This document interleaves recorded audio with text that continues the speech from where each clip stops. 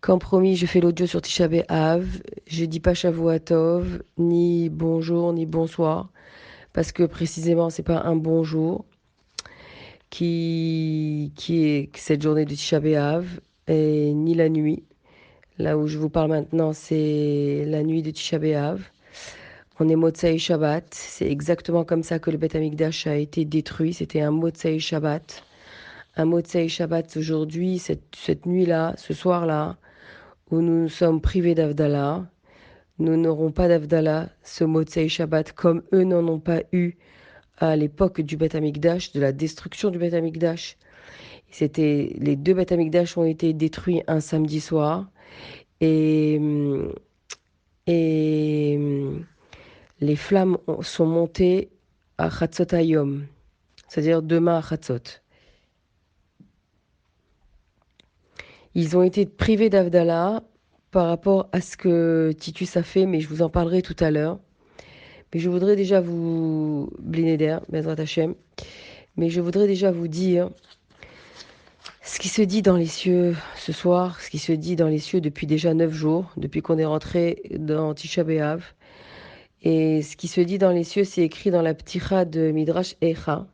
Echa que nous avons lu ce soir, qu'on va essayer un petit peu d'expliquer en racontant les histoires qui gravitent autour des psukim de Yirmiyahu, qui est l'auteur de Echa. Eh bien, il est écrit dans Midrash Echa que déjà durant les 9 jours, Akadosh Baruch Hu pleure. Tous les jours, le rugissement d'un lion se fait entendre dans les cieux. Et qu'est-ce qu'il dit? Alors, il se fait entendre dans les cieux et il dit Alken amarti she'umini amarer bivechi alta atsu lenachameni al shod bat ami. Akadosh Baruch Hu dit la chose suivante. Ce passouk qui vient de Yeshaya, Perek Rav Bet passouk Dalet. Laissez-moi, je veux répandre mes pleurs amers. Ne prenez pas la peine de me consoler du désastre de la fille de mon peuple. Pourquoi il dit laissez-moi? Parce qu'un ange très kadosh qui s'appelle, on n'a pas le droit de dire son nom, même après tête, après resh, après tête, après resh vav nun, c'est un ange très très kadosh qu'il est interdit de dire son nom. Il supplie à Kadosh Baruch Hu de ne pas pleurer. Et le Midrash, il dit qu'Akadosh Baruch Hu lui répond, si tu ne me laisses pas pleurer, je rentre dans la pièce où il t'est interdit d'entrer. Et je pleurerai là-bas, Bamistarim, ça s'appelle. Cet endroit, il s'appelle les endroits cachés. Les endroits cachés du ciel. Bamistarim. Comme ça, elle rapporte la Gemara Chagiga, Dafhe Amoudbet. Et qu'est-ce que c'est Bamistarim, elle dit la Gemara? C'est le nom de cet endroit-là. Et cet ange supplie à Kadosh Baruch Hu de ne pas pleurer. Et voilà ce que Dieu lui dit.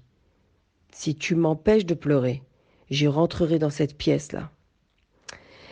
Ces larmes-là, Akadosh Baruch Hu, il verse 3 larmes.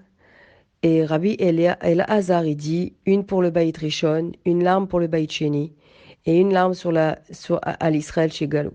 Une larme sur le fait que Israël est en galoute. Et Akadosh Baruch Hu, il pleure dans ces endroits cachés. Pourquoi l'ange ne veut pas que Dieu pleure? Pourquoi nous ne voulons pas que Dieu pleure? Parce que si Dieu pleure, si lui qui symbolise le Ariel, le lion puissant dans les cieux, si lui qui symbolise le Père, Avinu Shebashamayim, notre Père qui est fort et puissant, si lui pleure, chez qui nous irons pleurer? Comme un père qui symbolise toujours la solidité, la force, le courage. Quand on voit son papa pleurer, on se dit, mais c'est toute cette force, cette forteresse, cette solidité qui s'écroule. Et c'est la raison pour laquelle l'ange ne veut pas que Akadosh Baruch Hu pleure. Et Dieu dit, Al ken amarti she umini, laissez-moi, laisse-moi, amrem ibrechi, laisse-moi répandre mes pleurs. C'est ce qui se passe dans les cieux depuis déjà 9 jours et le plus aujourd'hui. c'est-à-dire Tisha B'Av, et le plus maintenant dans Achatzot Halayla. Et sur ce même ange, sur ce même lion, il est dit dans la Gemara, Allah Arié bemazal Arié vecheriv et Ariel. Un lion est monté dans le mois de Arié, ça veut dire le mois de Av, et il a détruit Ariel, il a détruit Jérusalem. Qui est le lion? Le lion qui est monté, c'est Nebuchadnezzar.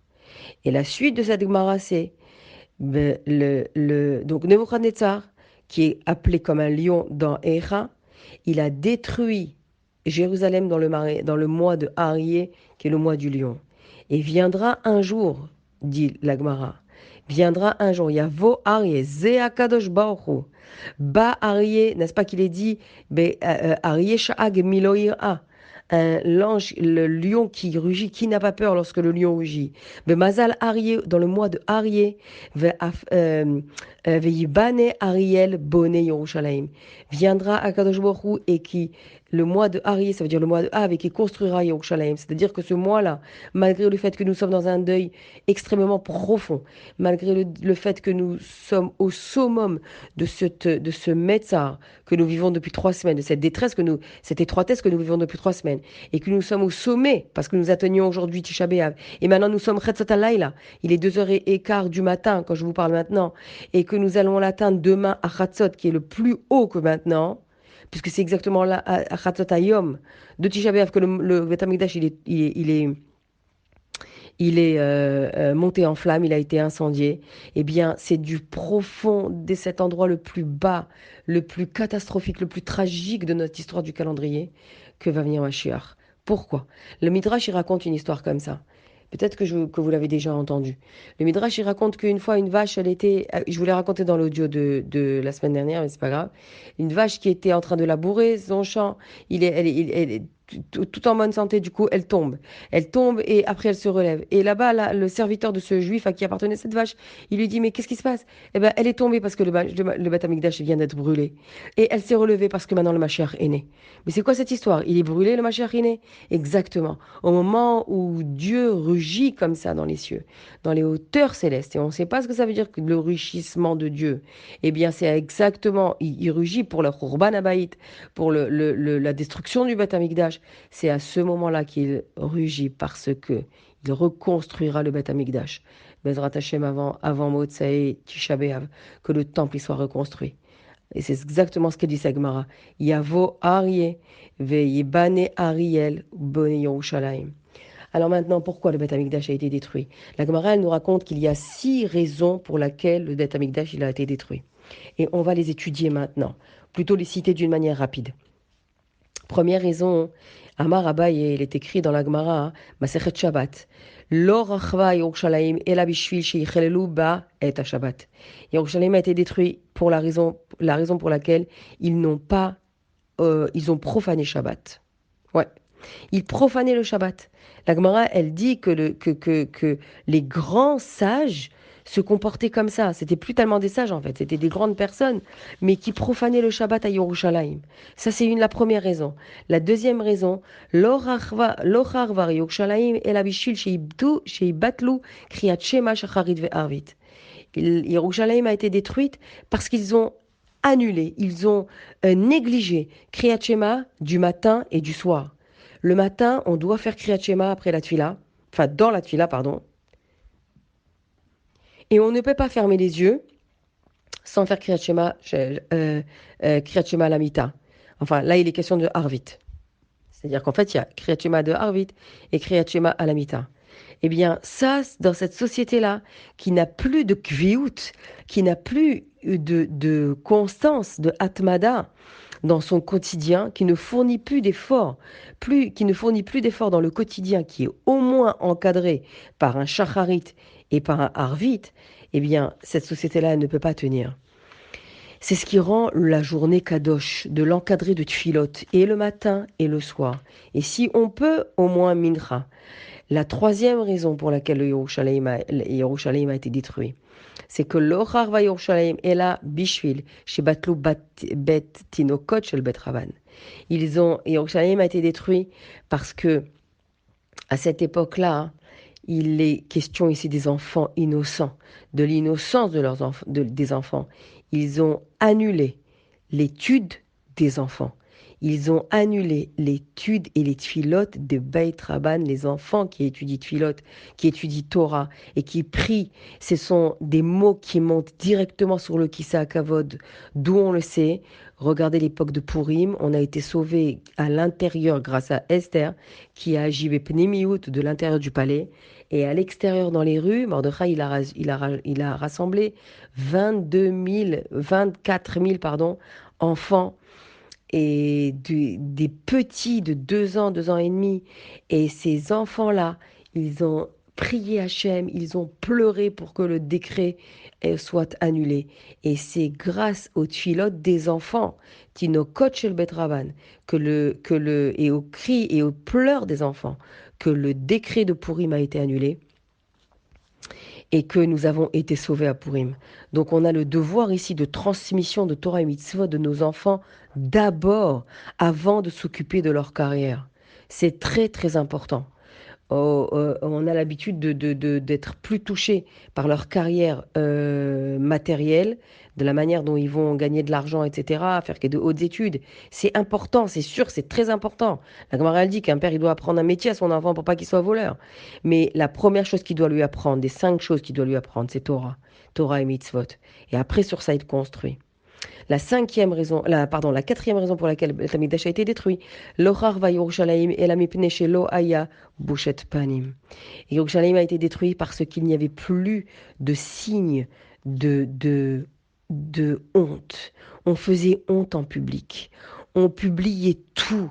Tout était affiché, montré, etc. Et il n'y avait plus de sens de l'humilité, du respect des sentiments, de la sensibilité de l'autre, des émotions de l'autre. Et on va raconter des histoires qui vont prouver tout ça. La cinquième raison, Rabbi Yitzhak Omer, à Lo Harva Yerushalayim Ela Sheishvu Katon Vegadol. Yerushalayim a été détruit parce qu'ils ont mis sur un même pied, ils ont rendu égaux le petit et le grand. Quelle différence y a-t-il entre le petit et le grand? C'est magnifique de rendre tout le monde égaux. Mais non, c'est la suite logique de celui d'avant, de la raison d'avant. Ce n'est pas respecter la différence, la sensibilité de chacun. On ne peut pas faire l'impasse qu'il y a des différences entre les, les, les, les jeunes et les vieux, les parents et les enfants, les petits et les grands. Et à cette époque-là, les petits, ils étaient effrontés. Ils ne respectaient plus les parents et les vieillards. Et il n'y avait plus de place pour l'Avat Israël. Et il n'y a pas une plus grande haine, une plus grande sinatrinam que de mettre tout le monde sur un pied égal. Parce que chacun il a ses spécificités, chacun a ses forces, chacun a ses différences. La hiérarchie, elle fait partie d'une société. La pyramide parentale, elle est vitale à l'enfant. Et ça, eh ben, ça a été enlevé. Et la dernière raison, Charvai Amar Rav, Charvai Yerushalayim, ela bishvil shelo, ochichu ze et ze. Jérusalem a été détruit parce qu'il ne se donnait plus de reproches. Les reproches, ils servent à améliorer le caractère personnel. Eh bien, il faut beaucoup de hanava, de modestie, d'humilité pour accepter les reproches. Et malheureusement, les Juifs de cette époque étaient tellement orgueilleux qu'ils n'acceptaient plus les reproches. Et dès l'instant où l'un disait à l'autre, mais pourquoi tu me parles comme ça? Euh, Pourquoi tu me parles comme ça? Pour qui tu te prends? Tu t'es pas vu, etc. Et jusqu'à ce que le roi Ménaché, au premier Beth Amikdash, a tué son grand-père Yeshaya, le prophète Yeshaya, parce qu'il lui a adressé un reproche. Et quel était le reproche qu'il lui a adressé, mon Dieu? Celui d'avoir dressé une idole dans le Beth Amikdash. Donc c'était normal qu'il lui adresse un reproche, minimum. Eh bien, il l'a tué, tellement il n'acceptait pas de reproche. Regardez la gava, au point que le Beth Amikdash n'avait plus lieu d'être. Voilà les 6 raisons rapportées par la Gemara pour lesquelles le Beth Amikdash a été détruit. Et ça fait tout ça, c'est, enfin les 2 dernières en tous les cas, c'est Sinat Rinam. Ça, c'est le deuxième Beth Amikdash. Et également, le premier Beth Amikdash, il a été détruit. Il a été détruit à cause des 3 péchés capitaux, Shvichut Damim, Gilouya Arayot et Avodah Zarah. Maintenant, on remarque que dans la Megillat Echa, qui est dit, qu'on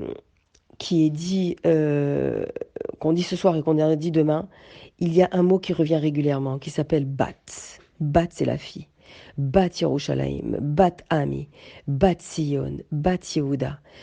Yirmiyahu, il ne parle pas de Yerushalayim, de Sion, de Yehuda comme ça, ou du peuple. Il l'appelle toujours Bat, la fille de Yerushalayim, la fille de Sion, la fille de Yehuda.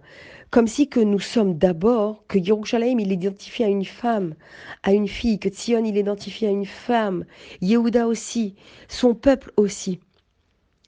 Et Bat s'est répété donc dans la Megillat Echa plus de 20 fois. Plus de 20 fois c'est répété. Visiblement, Yerushalayim est une femme. Il l'identifie à ça. Tzion est une femme. Eh bien, quoi qu'il arrive, c'est rapporté, ce Bat-là, il est rapporté à un mot qui s'appelle Bat Aïn, la prunelle des yeux. La fille de Dieu, la femme du peuple, c'est la prunelle des yeux de Dieu. Kaviachol, c'est un anthropomorphisme, ce qui veut bien expliquer le fait que on parle en langage humain, mais Dieu n'a pas d'œil. Bichlal. En lo gouf, en lo dmut hagouf. Donc, Knesset Israël, c'est une batte. Le peuple d'Israël s'est comparé à une jeune fille et qui est aussi précieuse aux yeux de Dieu que la prunelle des yeux d'une personne. Et qu'est-ce que ça veut dire ça? Ça veut dire que quelle que soit la, la, les fautes que nous ayons commises, Afilu shechata Israël ehi, même si nous sommes arrivés à cela, que le fait que nous ayons eu le malheur d'avoir vécu 2 destructions du Beth Amikdash dans notre peuple. Jusqu'aujourd'hui, il n'est pas reconstruit. Ça veut dire que nous vivons la destruction du Beth Amikdash continuellement, du fait que nous n'avons pas fait encore ce tikkun-là, et du fait que ce soir nous ayons répété, les keynotes, lu les keynotes. Le tikkun n'est pas fait, c'est les mêmes lettres, kinot et tikkun. Et du fait que nous ayons fauté, etc., nous restons toujours Israël. Nous restons toujours Bat Aïn. Nous restons toujours aussi précieux aux yeux de Dieu et précieuses aux yeux de Dieu. C'est très, très important de savoir que même si toutes les histoires que je vais vous raconter maintenant, Ezrat Hashem, sont racontées dans la Gemara Gittin, la majorité c'est Gittin. Gittin, c'est toutes les lois du divorce. On peut imaginer qu'avec toutes les histoires et les événements catastrophiques qui se sont déroulés, Dieu a comme divorcé de nous. Eh bien non, Dieu n'a pas divorcé de nous, même si c'est rapporté dans la Gemara Gittin. Et nous sommes que des comparaisons. Comme il dit David Ameller, il compare les jeunes hommes et les jeunes filles. Et quand il arrive aux jeunes filles, il dit, dans le Télim 147, Benoteinu chezaviot mechutabot avnetechal.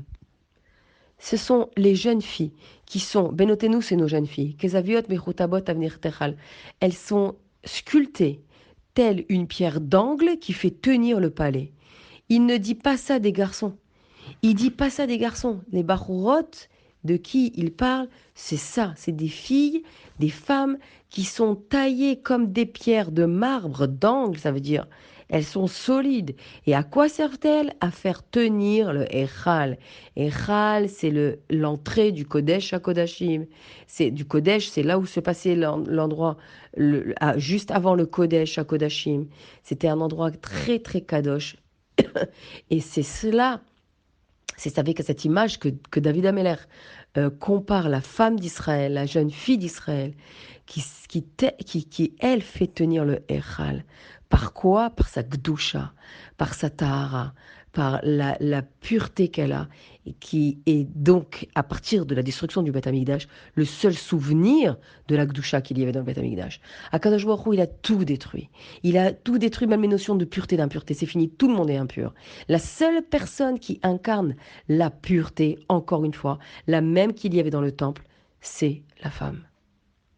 C'est la femme.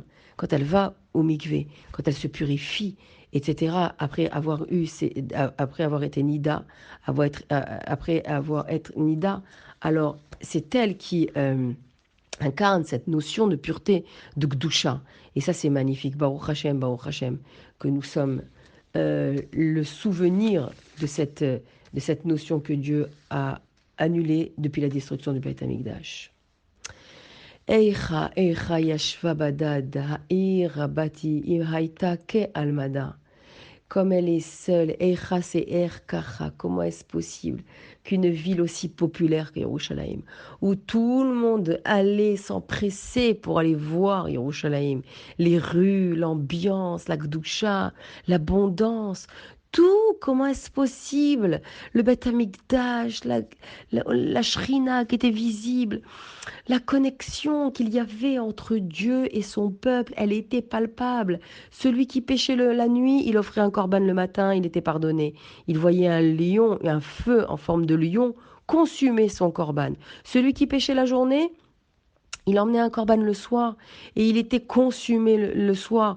Et il voyait un feu en forme de lion qui consumait son corban. Et il sortait du Beth Amikdash le cœur léger, blanchi, comme dit Moshe Rabbeinu, Har à Levanon. Le Beth Amikdash s'appelle Levanon, la chaîne Lavan, parce qu'il blanchissait le cœur et l'âme de celui qui rentrait. Il rentrait triste, il sortait heureux. Il rentrait déprimé, il sortait joyeux. Il rentrait avec sali de péché, il sortait blanchi. Tout le monde gravitait autour du Beth Amikdash, tout le monde. C'était un centre d'attraction plus que tout endroit au monde. Et qui ne s'est pas réjoui à la suite de Yom Kippour en voyant le Kohen Gadol sortir, ce fil rouge devenu blanc, sortir du Beth Amikdash, du Kodesh à Kodashim, pardonner, il était porté jusqu'à chez lui, tout le monde chantait, les femmes de Yerushalayim étaient des couronnes sur les fenêtres de Yerushalayim, parce que Yom Kippour avait été validé par le Ribono Shel Olam grâce à la voda du Kohen Gadol, sur qui tout le monde tenait, et les yeux y convergeaient, tous les yeux convergeaient vers cet homme saint. Est-ce qu'il va réussir à pardonner nos fautes ou pas? Imaginez la liesse, les joies, les repas, les odeurs qui sortaient. Et il y avait des torches dans tout Jérusalem, comme si c'était comme si c'était le plein jour. Et on ramenait le Kohen Gadol à la maison, dans sa demeure, en chant, en danse, Motsae Yom Kippour. Ouais. Qui ne s'est pas réjoui de sentir les psamim, les ktoret à samim, que le Kohen Gadol faisait fumer le matin et le soir, dont la Gemara dit que que les femmes de Yericho, que c'est à 85 km de Yerushalayim, elles n'avaient pas besoin de se parfumer parce qu'elles étaient déjà parfumées grâce au ktoret du Kohen Gadol de Yerushalayim. D'ailleurs, Yericho, c'est la chaîne Réach. C'était une ville qui sentait bon grâce au Ktoret de Yerushalayim, alors que c'était très, très, très, très, très loin. Qui ne s'est pas délecté de ces odeurs-là? La menorah de Yerushalayim, elle éclairait pas le temple, elle éclairait les ruelles de Jérusalem. C'est le Oroshel Olam Yerushalayim. Et le temple, c'est lui qui éclairait Yerushalayim. Le Midrash dit que les femmes, elles n'avaient pas besoin de lumière pour vérifier les grains de riz. La lumière de la menorah suffisait là où elles se trouvaient pour vérifier les grains de riz, s'ils étaient cachers ou pas, s'il n'y avait pas de verre. Alors, Eicha Yashva Badad, comment toi, Jérusalem, tu peux être maintenant assise, toute seule, isolée. Eicha Yashva Badad. Ke almana, comme une veuve. Elle n'est pas veuve, Jérusalem. Elle est comme une veuve. Et Yirmiyahu, il continue et dit, Bachotifke balayla, vedim ata al-lecheya. Il faut pleurer. Il redouble de pleurs balayla maintenant. Et les larmes inondent ces joues-là. Quand on a le mérite de pleurer pour Yerushalayim, il faut pleurer pour Yerushalayim ce soir. Et ne pas essuyer les larmes, les laisser inonder les joues comme écrit Yirmiyahu maintenant. Alors celui qui a le mérite de ça, comme dit la Gemara, celui qui a le mérite de pleurer pour Yerushalayim, Adam Shemit Abel al Yerushalayim, Zochev Ro'e Besimchata, ou Bebinyana. Celui qui s'est en deuil sur Jérusalem, il aura le mérite de voir de la voir reconstruite et d'être joyeux. Et ce soir, c'est ce qu'il dit Yirmiyahu, dans cette Megillah, qu'il a écrite déjà 40 ans avant que le temple soit détruit. Pendant 17 ans, il les avertissait. Ils ne voulaient pas écouter. Faites chouva, Yirmiyahu, arrête de nous saouler avec tes propos qui nous foutent l'angoisse. Arrête de nous parler comme ça. Il a été mis en prison, Yirmiyahu. Il a été banni. Il a été, sa Megillat Techa qu'il avait écrit déjà, elle a été brûlée. Et tout le monde se moquait de lui parce qu'il n'arrêtait pas de les mettre en garde pendant 17 ans. Faites chouva, mes enfants. Cette demeure que vous voyez va bientôt être détruite. Comment tu peux parler comme ça? C'est une demeure majestueuse, immuable. Immuable. Et quand est arrivée la destruction, Al-Narod Bavel, par Nebuchadnezzar pour le premier temple, par Titus pour le deuxième temple, mais là je vais parler du premier d'Afka, Al-Narod Bavel, Shiamea Shamnu, Gambachinu. Comme ça, il est écrit dans Tehillim. Sur les fleuves de Babylone où nous sommes assis et nous pleurions. Et aussi nous pleurions. Pourquoi ce Gambachinu? Et aussi nous pleurions. Parce que là-bas, Yirmiyahu est parti avec eux. Il s'est enchaîné avec eux parce que lui était libre. Nebuchadnezzar avait donné l'ordre à Nebuzaradan de ne pas toucher à Yirmiyahu et au contraire d'exécuter ses ordres. Eh bien, ils se sont assis et ils ont pleuré. Et Yirmiyahu, qui s'est enchaîné volontairement avec eux, leur a dit: si seulement, mes enfants, vous aviez pleuré une fois. Si seulement vous aviez pleuré une seule fois, nous n'aurions pas eu cette destruction du Beth Amikdash. Mais les Juifs ne croyaient pas aux paroles de Jérémie. Les Juifs ne croyaient pas en ces prophéties. Ils se disaient c'est éternel, la maison de Dieu elle est éternelle. Et les ennemis, comme ça dit Tehillim, dans cette Tehillim-là, 137, les ennemis leur demandaient de chanter les chansons des Lévi'im. Er nashir et shir Hashem alat matnecha. On n'a jamais chanté les chants des Lévi'im dans une terre étrangère, ça nous est jamais arrivé. C'est la première fois que l'exil a lieu, c'est la première fois qu'ils sortaient de Yerushalayim. Comment chanter les chants merveilleux, délicieux de l'âme dans une terre étrangère? Comment? Er nashir et shir Hashem alat matnecha. Imesh kacher Yerushalayim, tishkach yemini. Si je t'oublie, Jérusalem, que ma droite m'oublie, que ma langue s'attache à mon palais. Si je t'oublie, Jérusalem, que tu sois toujours à la roche simchati, au sommet de mes joies. C'est ce qu'on dit lorsqu'on a une joie, au sommet d'une joie qui est un mariage, on brise le verre. Nous construisons un foyer maintenant. Mais toi, Hachem, je n'oublie pas que tu n'en as pas. Et quand les ennemis ont obligé les Juifs c'était des Kohanim et des Lévi'im, à chanter et à jouer de la harpe, parce qu'ils sont partis avec leur harpe. Eh bien, c'est pour ça qu'il dit qu'on a suspendu nos harpes. Eh bien, pour ne pas jouer de la harpe dans une terre étrangère et chanter des chants kadosh dans une terre étrangère, ils ont tous brisé leurs pouces. Ils se sont mordus jusqu'à casser les os de leurs pouces pour ne pas jouer de la harpe dans une terre étrangère. Ça, c'est les Kohanim. Ça, c'est les Kohanim. Et les Lévi'im.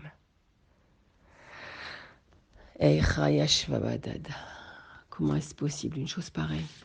Quand le temple a été détruit, le premier Beth Amikdash a été détruit finalement.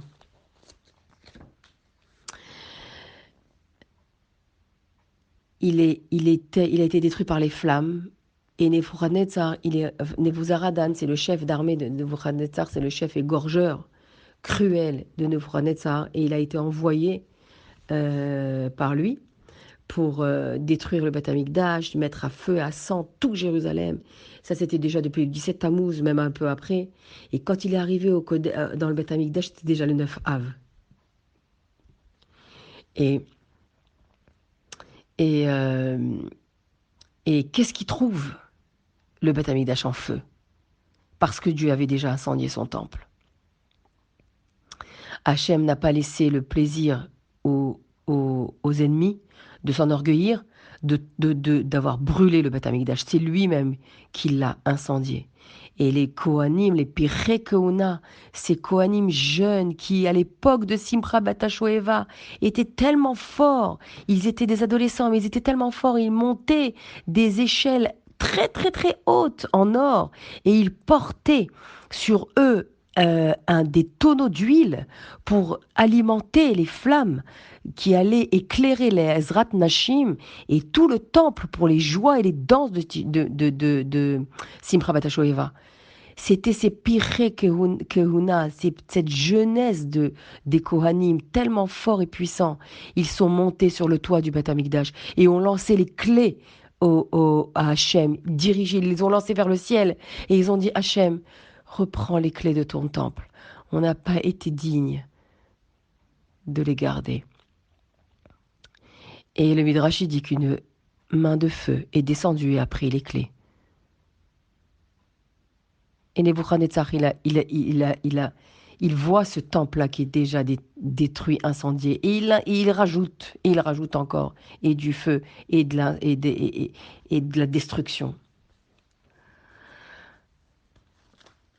Nebuchadnezzar était ami avec Yirmiyahu quand ils étaient jeunes hommes. Ils étaient amis. Et Hachem a fait en sorte que... Et quand ils étaient amis, ils discutaient ensemble. Et une fois, Nebuchadnezzar, il lui a dit, tu sais, un jour, je détruirai Jérusalem. Il lui a dit, non, je t'en supplie. Jérusalem n'est pas le Beth Amikdash. Si, je détruirai le Beth Amikdash. Un jour, je serai le roi du monde et je détruirai le Beth Amikdash. Non, je t'en supplie, Nebuchadnezzar. Détruis le Beth Amikdash, mais pas le Kodesh HaKodashim. Et je détruirai le Kodesh HaKodashim. Alors il lui a dit... Mais je te permettrai que jusqu'à Chatzot Hayom, jusqu'à toute la journée, pardon, tu pourras récupérer tout ce que tu veux récupérer dans Jérusalem. Et le jour où Dieu a décidé, le 9 Av, le jour du premier temple, le jour où Dieu a décidé de détruire son temple, la veille, il a dit à Yirmiyahu, tu peux aller à Anatoth vendre, aider ton oncle, Hanamel, à vendre son champ. Et Yirmiyahu, il exécute. Et quand il revient, il voit de la fumée. Et il croit que les corbanotes ont repris. Et il était heureux, mais il s'approche et il voit que la fumée s'intensifie de plus en plus et qu'elle est très très très très noire. Non, c'est pas la fumée des corbanotes.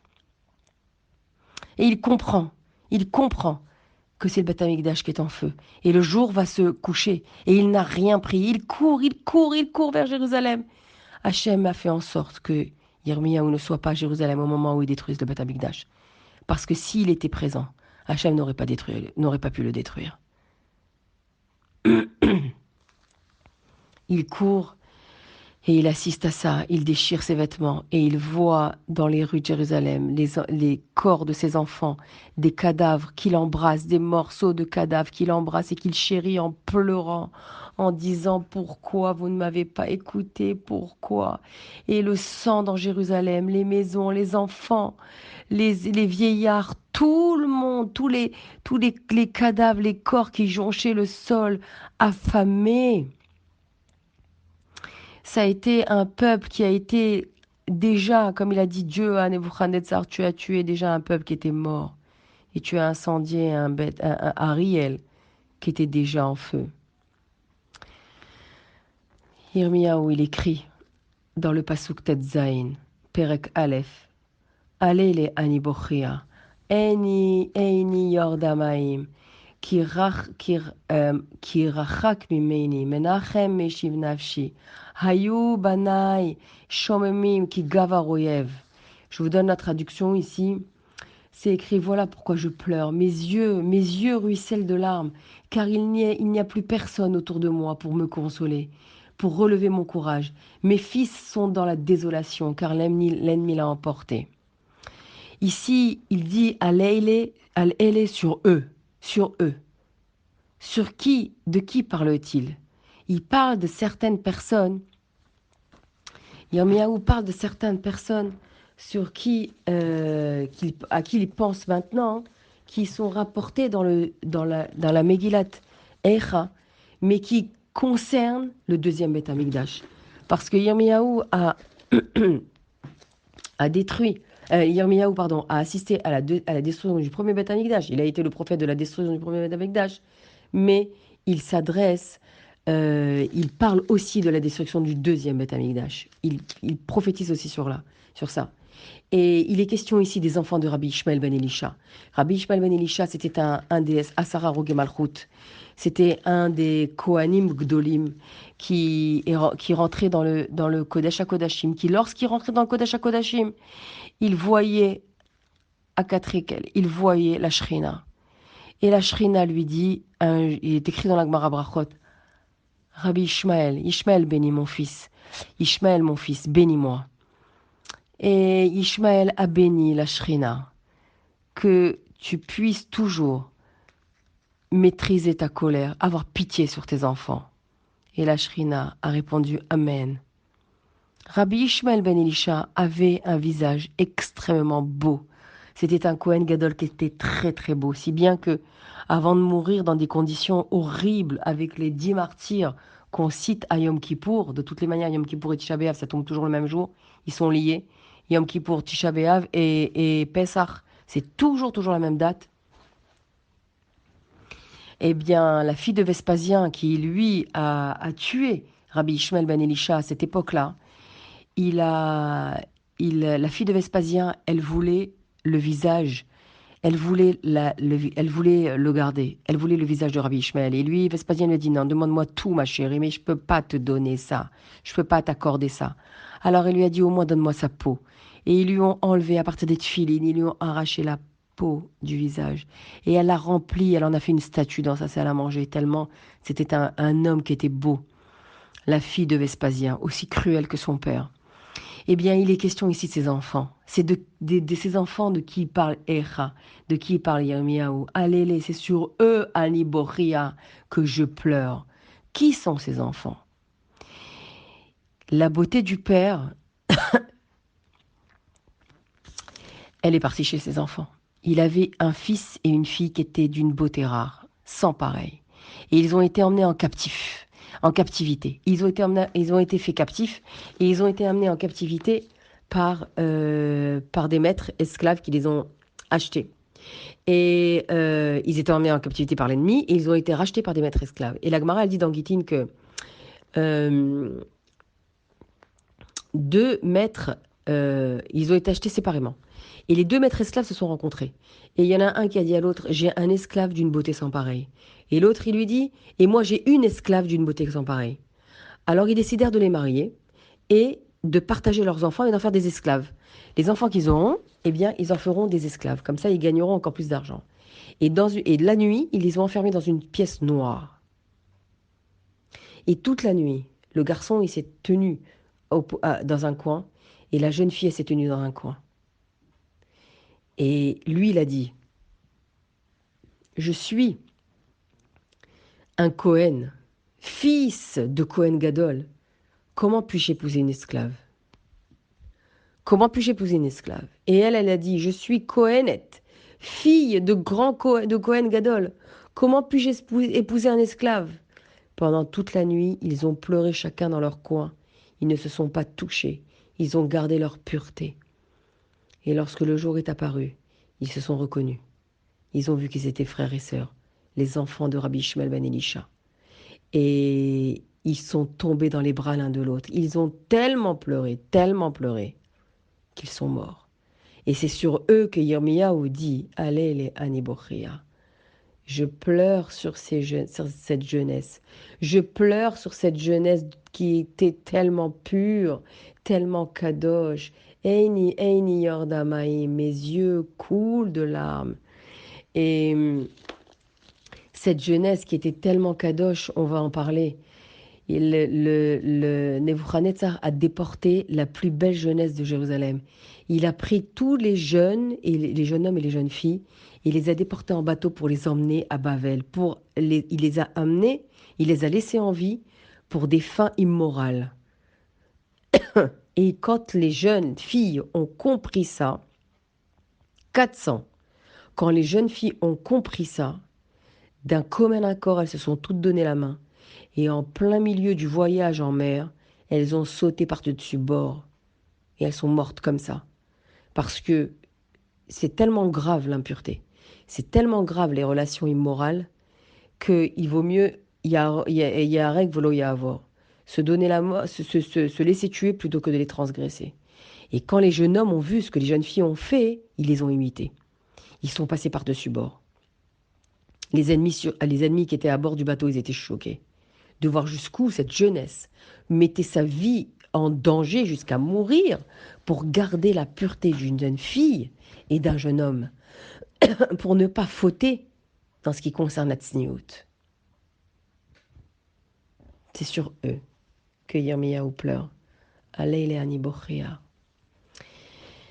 Rabbi Shimon Resh Lakish, il raconte dans la Gemara qu'il y avait une autre jeune fille qui s'appelait Tzafnat Panear. Pardon, Tzafnat Panear, c'est Yosef Hatzadik.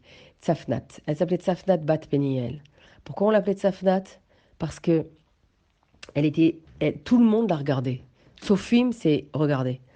Tout le monde la regardait, tellement elle était belle. Et pourquoi son père s'appelait Peniel? Parce que son père, c'était un Kohen Gadol. Pardon. Et il rentrait dans le Kodesh HaKodashim. Et il voyait la Shrina. Il voyait la Shrina. Lifnam velifnim. Lifnei velifnim. C'est pour ça qu'on l'appelait Bat Peniel. Et un jour, elle a été prise pendant le Khurban Abayit, deuxième Beth Amikdash, elle a été prise en captivité.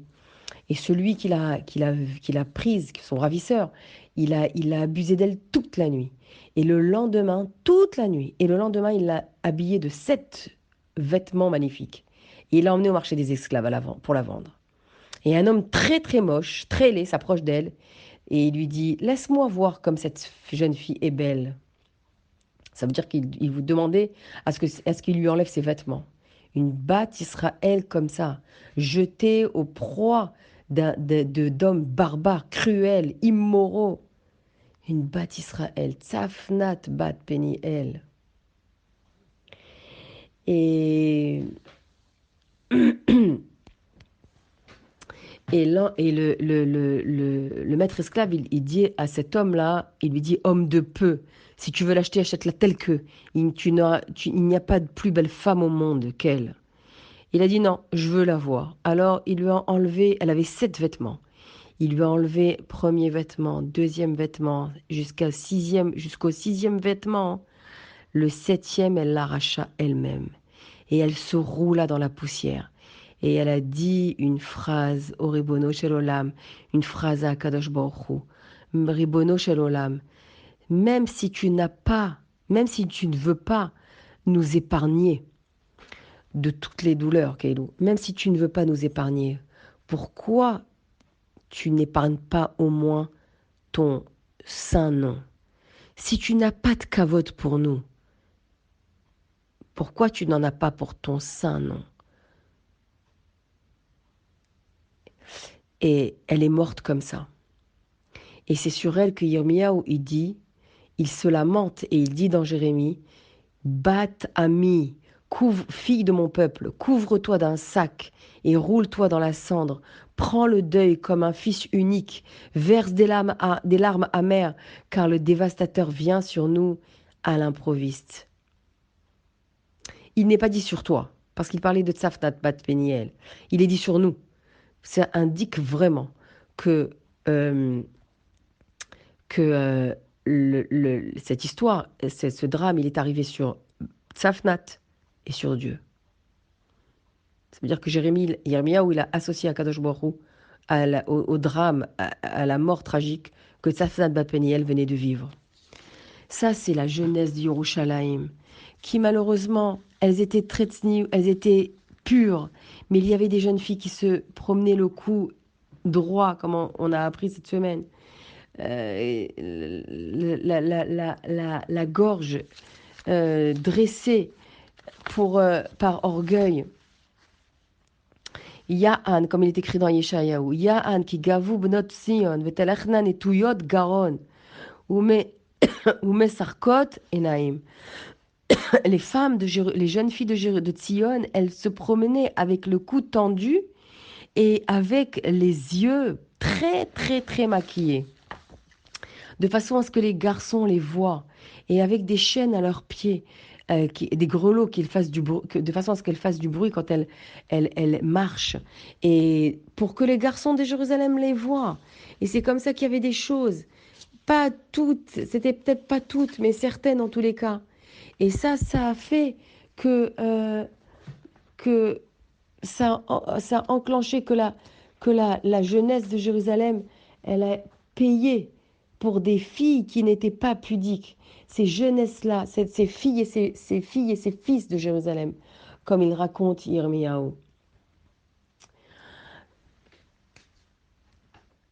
Et les histoires maintenant que je vais vous raconter, à part Safnat Batmeni, elle que je vous ai racontées, elles concernent ces deux histoires-là. Avant de vous parler de ces deux histoires-là, je vais vous parler d'une autre jeune femme, Martha. Martha Badbeitus, on l'appelait également Myriam. Et son histoire est rapportée dans la Gemara aussi, Gittin. Martha, c'était une femme, une des plus riches de Jérusalem. Elle avait une demeure en marbre que tout le monde, quand elle la voyait, cette demeure, tout le monde disait waouh, comme elle est belle, cette demeure, comme elle est riche, cette femme. Martha, elle était mariée avec Rabbi Yoshua ben Gamla. Rabbi Yoshua ben Gamla, c'était un Kohen Gadol qui avait acheté sa Keuna, tellement il était riche. Malheureusement, le niveau de Jérusalem à cette époque-là, il était catastrophique. Le niveau spirituel était catastrophique. On achetait le titre de Kohen Gadol. Il suffisait de verser une grosse somme d'argent à l'empereur qui était là-bas, qui était l'empereur grec, parce que c'était surtout, c'était à l'époque, ça se passait aussi à l'époque, et par la suite, Grec et Rome, et elle était sa femme. Et cette femme-là, elle était extrêmement précieuse. Moshe Rabbeinu parle d'elle dans Kitavo, parle d'elle dans malheureusement, les malédictions qu'il y a et qu'il est énuméré juste avant de mourir dans la parche de Kitavo. Et il parle de la tendresse des femmes. Elle était très tendre, elle était très gâtée, très précieuse comme ça. Et sa plante des pieds ne touchait jamais le sol. Elle n'avait pas besoin de chaussures. Pourquoi? Parce que elle avait des serviteurs qui lui déroulaient les tapis, des tapis précieux, des tapis moelleux, jusque là où elle voulait aller. Donc elle n'avait pas besoin de chaussures, Martha. Et elle avait la plante des pieds très très propre, très tendre, pas abîmée, pas dure par les marches. Et un jour, elle a dit à son mari, Rabbi Yoshua ben Gamla, mon mari, je veux voir ton service au Beth Amikdash. Alors, il lui a dit, d'accord, viens. Et de chez elle, elle habitait à Yerushalayim, loin du Beth Amikdash. Depuis sa maison jusqu'à Yerushalayim, on a déroulé des tapis pour que Martha puisse marcher. Martha, arrivée au moment de la destruction, elle était déjà très maigre parce que le peuple était affamé. Elle était très très maigre et elle a demandé à son serviteur, va me chercher du pain, de la farine précieuse. Elle mangeait pas n'importe quel mets délicat. Elle mangeait pas n'importe quel mets, elle mangeait que des mets délicats. Et avec de la farine qui était très méchoubar, ça veut dire vraiment précieuse, très très très très chère. Et il est parti au marché, il n'a rien trouvé, il est revenu, il a dit, il n'y a pas. Alors il a dit au moins de la farine blanche, il est parti en chercher, il est revenu bredouille, il n'y a pas. Alors au moins de la farine noire, et il n'y a pas. Et elle est sortie elle-même, elle est partie, elle est sortie dans les rues avec sans tapis cette fois-ci, pieds nus, parce qu'elle n'avait pas de chaussures, elle n'avait pas l'habitude de porter des chaussures. Et elle est sortie avec tous ses coffres forts rempli de pierres précieuses, de colliers, de diamants, d'argent, Bichlal. Et elle les a jetés dans les rues de Jérusalem en disant, à quoi me sert cette richesse? Je n'arrive même pas à mettre un morceau de pain dans la bouche. Elle était déjà très amaigrie, Martha. Et elle a tout jeté dans les rues de Jérusalem. Et c'est ce qui est dit dans la paracha de Vayeler, que Moshe Rabbeinu dit. Il parle d'elle. Qu'est-ce qu'il dit sur elle? Il dit Haraka pasuk nun vav perek chafret. Haraka becha. Haraka becha. Veha'anuga. Asher lo nista. Kaf ragla. Hatzeg al eretz. Al haaretz. Mehit'aneg umeroch. La femme tendre parmi toi, celle qui est délicate et qui n'a même pas essayé de poser la plante de son pied sur le sol, à cause du raffinement et de la délicatesse qu'elle avait. Moshe parle d'elle. Moshe Rabbeinu dans Parashat Kitavo, juste avant de mourir, il parle d'elle. De Martha Bat Beitos. Eh bien, les princesses, les filles de Jérusalem, elles sont précieuses telles que Martha l'était. Les filles de Jérusalem, aujourd'hui, les filles d'Israël, sont aussi précieuses que Martha Bat Beitos. Et elles sont comme ça, surtout celles qui n'arrivent pas à se marier. Elles veulent le mieux, la farine la plus précieuse. Elles voient qu'elles n'arrivent pas, alors elles descendent en dessous. Alors au moins amène-moi de la farine blanche. Elles voient qu'elles n'arrivent pas, alors amène-moi de la farine de son, jusqu'à prendre la farine noire.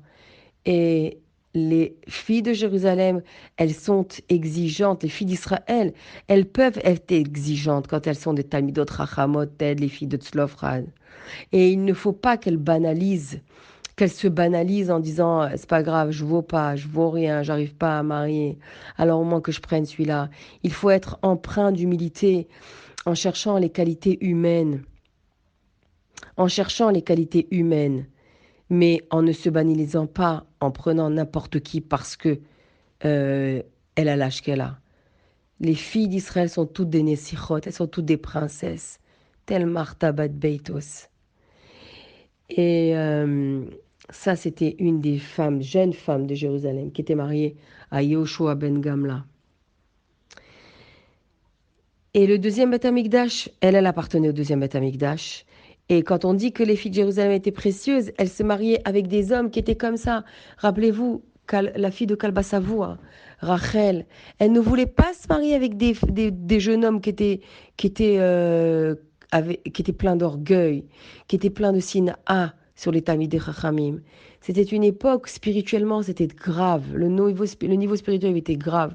Les gens étaient remplis de gava, les Chachamim étaient remplis d'orgueil, et ils avaient la haine contre l'autre, mais une haine gratuite. Tu veux pas me parler, je te parle pas. Tu m'as pas dit bonjour, je te dis pas bonjour. Et ça peut rester comme ça des années. Pourquoi? Comme ça. Ton rave, je l'aime pas, donc je te parle pas. Tu appartiens à telle famille, c'est une famille de basse classe, donc je te parle pas. Je veux pas te fréquenter. Et c'est pour ça qu'elle a mis du temps à se marier, la fille de Rabbi Akiva. Et c'est la fille de Kalba Savoua. Et c'est la raison pour laquelle elle a épousé Rabbi Akiva. Elle a négocié sur Torah parce que le savoir, c'est pas grave, ça s'acquiert. Mais elle n'a pas négocié sur les qualités humaines. Une fille d'Israël, c'est une princesse. Et elle ne doit pas négocier sur ce qu'elle a de plus précieux. C'est trouver chez l'autre les qualités humaines. Et lui, Rabbi Akiva, il détestait les Talmidei Chachamim parce qu'ils étaient tous comme ça. Ils avaient la haine contre les gens simples. Ils allaient au mikvé s'ils parlaient à à un juif qui était simple, qui savait pas Torah. Pourquoi? Parce qu'ils étaient sûrs que sa toum'a, elle allait sur eux. Regardez le niveau de la communauté de cette époque-là. Est-ce que Yerushalayim avait lieu d'être? Est-ce que le Beth Amikdash avait lieu d'être? Vient un maître très très riche, qui a organisé un banquet. Un banquet pour... C'est pas dit, la Gemara elle dit pas pourquoi. Et il a envoyé un chaliard pour inviter son ami Kamsa. Et son chaliard s'est trompé, il a invité son ami Bar Kamsa. Et Bar Kamsa, quand il reçoit l'invitation, alors il dit, waouh, ça fait 20 ans qu'on ne se parle pas. Peut-être qu'il veut me demander pardon. Il arrive, et il prend part à la fête. Une fête remplie de Talmidei Chachamim, remplie d'opulence, de richesse, de personnes, de juifs. Tous les juifs de Jérusalem étaient invités à cette fête-là. On ne sait pas ce que c'est, c'était un banquet. Et on ne connaît pas le nom. Enfin, moi j'ai lu quelque part qu'il s'appelait Shimsha, mais je ne sais pas. C'est pas rapporté dans la Gemara son nom, c'est rapporté dans le Maharsha, je ne sais pas. Et bah, si le Maharsha il le dit, c'est que c'est vrai, quoi. Et donc, il assiste, il mange, mais il va pas voir son hôte pour lui dire merci de m'avoir invité. Parce qu'il était sûr qu'il était invité, lui, le type. Bar comme ça, il était sûr qu'il était invité. Mais il va pas le voir. Il attend qu'il vienne pour lui demander pardon. Déjà, t'as été invité par erreur, ok, tu le sais pas encore, mais t'as été invité.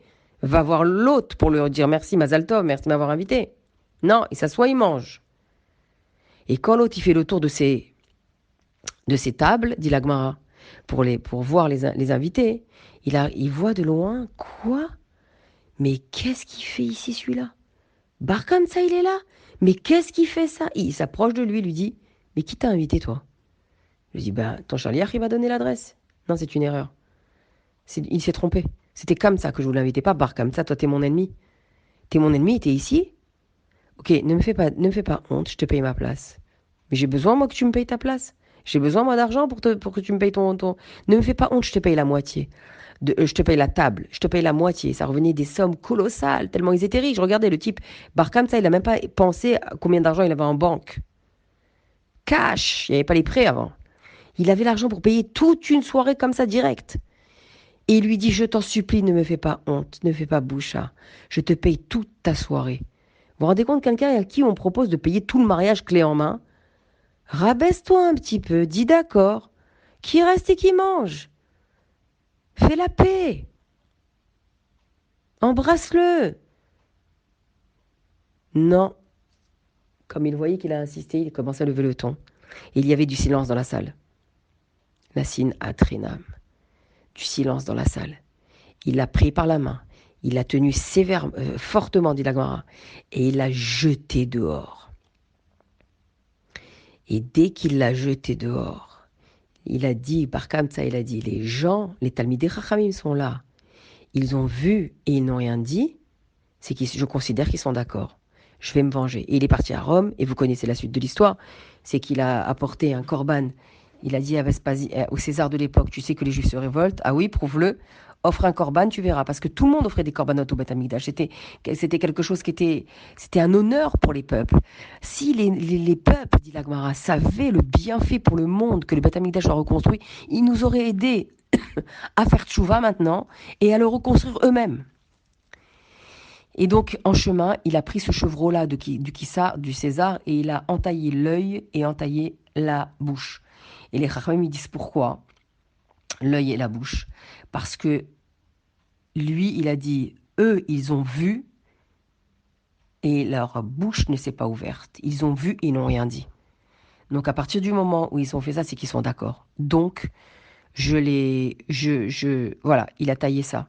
Et nous, on en arrive là aussi, le 9A, à cause d'un œil et d'une bouche, comme on a vu, à cause d'un œil et d'une bouche, à cause de Haïn et une paix, que les premiers explorateurs qui sont partis explorer Israël, ils sont revenus 40 jours après en critiquant, mais ils n'ont pas critiqué parce qu'ils sont partis déjà avec un mauvais œil sur Israël. Ils sont partis déjà avec un Haïn Hara. Donc là, ils ont jugé avant de voir. C'est pour ça que dans Echa, le Père Gimel, tout est à Aleph Bet Gimel, arrivé au Haïn et au P, il y a une interversion. Le P, il est passé avant le Haïn, la bouche, elle est passée avant l'œil. Ils ont parlé avant de voir. Allez d'abord visiter, voir Eretz Israël, vous verrez. Et quand est-ce qu'ils sont rentrés? 8 Av après-midi. Et pendant la nuit, maintenant, là où je vous parle, ils se sont tous assis devant leur tente et ils ont pleuré. C'était le début du Tisha B'Av, le premier Tisha B'Av du monde. Ici, de nouveau, les Chachamim m'ont vu, ils étaient là, ils n'ont pas bronché. Comment tu vois un juif comme ça se faire humilier? Tu ne fais rien. Même s'ils ne voulaient pas partir, même s'ils voulaient pas se mêler, qu'est-ce qu'ils auraient fait? Ils seraient partis. J'assiste pas à une soirée où on fait honte à un juif. Je m'en vais. Et le Khorban Habayit a eu lieu parce qu'ils ont refusé le Korban. Et les Chachamim me disent, en fait, dans cette histoire, il y a beaucoup d'accusés. Il y a beaucoup de responsables. Il y a Bar Kamsa qui a mis il y a l'autre, pardon, qui a mis Bar Kamsa dehors. Ça, c'est un. Il y a Bar Kamsa qui est parti dénoncer au Kissar de l'époque la révolte des Bnei Israël, des Juifs de l'époque. Ça, c'est deux. Il y a le Chaliar qui s'est trompé aussi. Le postier, il s'est trompé. C'est à cause de lui, cette histoire, en fait. Mais les Chachamim me disent, leur haine, elle était tellement gratuite, tellement pour rien ils se détestaient, qu'il a fait une erreur. Il n'a pas été marqué par la raison de leur haine. C'est pas il avait trahi de quelque chose de grave, il avait pris une somme d'argent colossale, il avait mis dans la pauvreté, il lui avait volé quelque chose, on peut imaginer. Pourquoi on déteste l'autre? Pourquoi on ne parle plus à vie?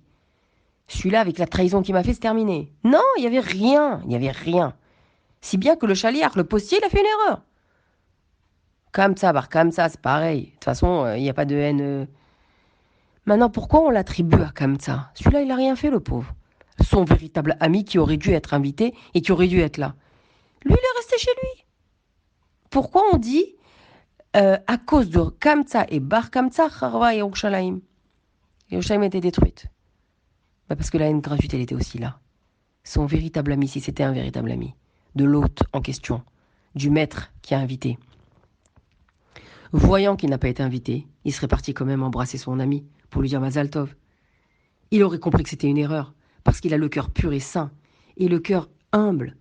Mon ami, tu m'as pas invité, mais je viens te dire que je suis heureux pour ta joie, et je viens t'embrasser. Non, comme ça il a dit, il m'a pas invité, j'irai pas. Regardez la haine. On parle pas à celui-là comme ça. On se déteste comme ça. Ce Rav, il est... Et tout ça, c'était cachérisé. C'est ça, la gravité. Comme dit la Gemara, à cause de la Hanava de Rabbi Zecharia, ben Afkulas, que le Beth Amikdash a été détruit. Quand il a reçu le veau de Bar Kamtsa, le Rabbi Zecharia, c'était un Kohen Gadol. Il a dit non, on ne peut pas l'accepter parce que maintenant les Juifs ils vont penser qu'on peut offrir un korban avec un défaut à Kadosh Baruch Hu. Et il y avait une marloquette sur le moment. Il dit non, accepte-le. Il va d'où il va venir conquérir Jérusalem. Et Zecharia ben Afkulas, il a dit non, on l'accepte pas. Alors ils ont voulu tuer Bar Kamtsa pour pas qu'il aille rapporter au Kissar que son veau n'a pas été accepté. Et Rabbi Zecharia a dit non, on le tue pas. Parce que les Juifs vont penser que celui qui amène un korban avec un défaut, il est passible de mort. Et la Gemara de dire, à cause de la Hanava mal placée, comment elle dit la Gemara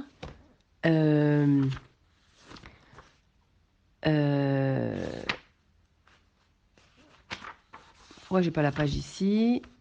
Nunret, elle dit à cause de la... Ah voilà, elle s'est fermée.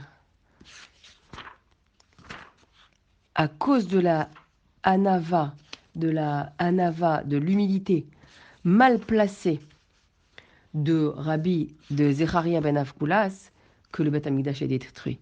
Parce que des fois, parce que c'est ça la gravité, c'est que nos rabbins, enfin, les rabbinim, etc., de cette époque-là, en tous les cas, je ne vais pas parler de maintenant, ils pensaient que tout ce qu'ils disaient, c'était cachère. Et ils avaient des arguments, et ils étaient sûrs d'être dans le juste. Ils ne se remettaient pas en question avec humilité. Tout était fait alpi alacha. Et même plus. Et même plus. L'ifne meshuratadin. Et cette dernière histoire que je voudrais vous raconter, qui va prouver ce que je vous dis maintenant, avec cet homme-là qui avait c'est Rabbi Yehuda qui raconte au nom de Rav que une fois un homme, il travaillait chez un maître, chez c'est un ouvrier qui travaillait chez un maître, et pendant qu'il travaillait, il a jeté les yeux sur sa femme, sur la femme de son maître. Ça veut dire qu'il l'a désirée. Et, et, et voilà. Pendant tout le temps qu'il travaillait, il regardait sa femme, la femme de son maître. Et il a fini le travail, et son maître lui a dit, je t'enverrai ma femme pour te payer. Rentre chez toi, je t'enverrai ma femme. Et sa femme, elle est venue avec la somme. Et quand sa femme, elle est venue, elle lui a donné la somme, elle n'a jamais pu retourner chez son mari. Alors son mari, ne la voyant pas revenir, il est venu lui-même. Il a dit, je t'ai envoyé ma femme pour te payer, où elle est? Et le charpentier a répondu, enfin l'ouvrier a répondu, elle est repartie sur le champ, c'est bizarre. Mais moi j'ai entendu dire que des voyous l'ont attaquée. Ils l'ont même violentée sur le chemin du retour. Et lui, il aimait sa femme, il a pleuré. Il a dit, qu'est-ce que je vais faire maintenant? Il lui demande conseil à cet ouvrier. Et l'ouvrier lui dit, bah, je te conseille de divorcer. Donne-lui le divorce parce que c'est fini de toute façon. Il a dit, mais je peux pas le divorcer comme ça. Sur la Ketouba, c'est écrit que si je lui donne le divorce, il faut que je donne une grosse somme d'argent. J'ai pas d'argent. Alors l'ouvrier lui a dit, bah, je te prêterai l'argent pour divorcer. Et c'est ce qui s'est passé. L'ouvrier a prêté l'argent à son maître pour divorcer de sa femme. Et l'ouvrier a épousé la femme, qui était jamais partie de chez lui d'ailleurs. Elle était chez lui. Et au moment où le temps est venu de rembourser sa dette, que le maître il devait rembourser la dette à son ouvrier, il lui a dit, je suis désolé, j'ai pas d'argent. Alors l'ouvrier lui a dit, bah, tu vas venir travailler chez moi pour me rembourser l'argent, tu vas être mon serviteur. Et au moment où il a dit d'accord, et quand il était chez lui, et qu'il servait les époux, assis, comme ça, il mangeait, il buvait, à l'aise, très à l'aise. Et le maître était debout, le maître qui était devenu esclave. Et Rabbi Eliezer Ben Urkenus, il dit dans Pirkei de Rabbi Eliezer, il y a des choses que la terre, elle peut pas supporter. Il y a des choses que la terre, elle peut pas accepter. C'est quand un maître devient esclave de son ouvrier, devient l'esclave du maître, de l'esclave. C'est contre nature. Et quand donc le charpentier, ça veut dire le maître qui est devenu esclave chez son propre ouvrier, il leur servait à boire, eh bien ses larmes coulaient de ses yeux dans leur verre. Et c'est à ce moment-là que le verdict divin, c'est-à-dire le Beddin Shel Mala, a prononcé la xéra du Khurban Abayit, de la destruction du Beth Amikdash. Pourquoi? Parce qu'il y avait ici quelque chose de très très grave. La sine à Trinam. On n'avait pas de pitié, pas de pitié pour la souffrance de l'autre. On pouvait le tromper alpi alacha. Qu'est-ce qu'il pouvait lui reprocher maintenant? Un, il lui devait de l'argent. Donc c'est la halakha, elle dit, enfin le Chumash il dit dans Vaïkra, s'il peut pas lui donner, il paiera avec son corps. Il sera son serviteur, son domestique. Ben voilà, là toi, tu me dois de l'argent. Ben voilà, t'es là, tout est caché. Deuxièmement, qu'est-ce que c'est? C'est ta femme, c'est plus ta femme. T'as divorcé et je l'ai épousée. Voilà la Ktouba. Un. Qu'est-ce que tu peux dire de ça? Il n'y avait pas de pitié. Il n'y avait tout été fait alpi alacha avec des arguments qui étaient reconnus alpi Torah. Mais dans le cœur, c'était de la dureté. Le cœur était mauvais. Pas de pitié pour les larmes. Pas de pitié pour la tsniout d'une jeune fille. Pas de pitié pour rien du tout. Pour ce pauvre homme qui s'est fait jeter dehors au milieu d'un banquet devant le silence de tout le monde. Pas de pitié pour ce pauvre mari qui est devenu un ouvrier et qui voit sa femme qu'il aimait aux côtés d'un autre en train de se faire servir à l'aise comme ça. Mais jusqu'où peut aller la haine? Jusqu'où? Comme la Gemara Yerushalmi, elle dit que tant que le Beth Amikdash n'est pas construit, c'est qu'il est détruit, et pour les mêmes raisons. Alors ça veut dire qu'aujourd'hui, il y a aussi ça. On se pose la question. Aujourd'hui, on est encore concerné par cette sinatrinam, par cette manière de juger l'autre, d'être indifférent à ses pleurs, d'être indifférent. Non, non, non. Moi, je ne vois pas le peuple d'Israël comme ça. Je ne vois pas le peuple d'Israël comme ça. Un peuple qui est bon, un peuple qui est concerné, un peuple qui prie pour l'autre, un peuple qui pleure pour l'autre. Mais visiblement, on doit l'accentuer. Yirmiyahu dans Echa, il appelle, et c'est avec ça que je vais terminer, Yirmiyahu dans Echa, il appelle euh, euh, Tisha B'Av Moed. Moed, c'est un chag.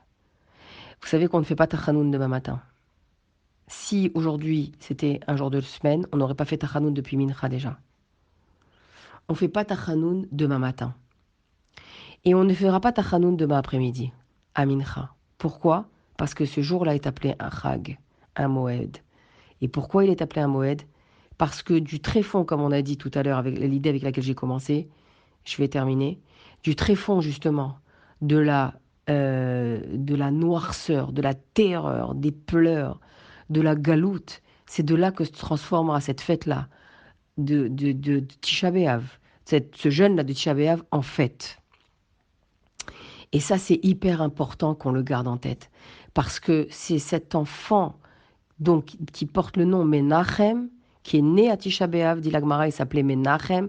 Quand cette femme, elle a accouché, je vous ai raconté dans l'audio de mercredi, que cette femme, elle a accouché euh, euh, Tisha B'Av et qu'elle a appelé Menachem, eh bien c'est Menachem Av. C'est le mois de Av qu'est né Menachem, le consolateur. Le consolateur, c'est le Mashiach. Alors il est peut-être pas né physiquement, mais c'est au niveau idéologique que la Géoula, elle vient du plus profond de l'exil. Donc c'est un mois qui est très propice à cela. C'est un mois qui est c'est un jour, pardon, qui est très Tisha B'Av, aujourd'hui. C'est le 9, le chiffre 9, c'est fait référence aux 9 mois de grossesse, à la gestation. Et qui est-ce qui accouche et qui est-ce qui accouche de... Qui est-ce qui naît, pardon, de cet accouchement? C'est Mashiach lui-même. C'est Mashiach lui-même. Et ça, c'est extrêmement réconfortant parce que On sait qu'il n'y a pas une fin. L'obscurité, c'est pas une fin en soi. L'exil, c'est pas une fin en soi. Au bout du tunnel, il y aura la lumière. Au bout de cet exil-là qui pèse et qui, depuis la destruction, depuis que Titus l'a détruit, et je terminerai pas par vous en parler aujourd'hui, Blinéder, je ferai un audio sur Titus demain matin, Bezrat Hachem, la suite, parce que là pour moi il est très tard. Et Titus qui a détruit le deuxième Beth Amikdash, on est encore en galoute. Donc ce qui veut dire que ça va prendre, c'est bientôt la fin. Et de ce tunnel qui dure plus de 2000 ans, où on a souffert, on a souffert, on a souffert, combien on a été réprimé, combien on a été humilié, combien on a été oppressé, eh bien on voit que de cette obscurité-là naîtra la Géoula. Donc aujourd'hui et demain, c'est un moment qui est très très propice d'Afka à la Géoula, comme il est écrit dans Echa. Dans le pasuk Ted Vav, Sila Koleberai Hashem Bekirbi Kara Alay Moed. Kara Alay Moed. Je l'ai appelé à une fête. C'est ça le Inyan. Et Blinéder demain, je vous raconterai la suite sur Titus et sur le fait que nous n'avons pas eu de Havdalah ce soir, Motzei Shabbat. Pour les Nishma de Yoshua Ben Saïd Ben Simcha.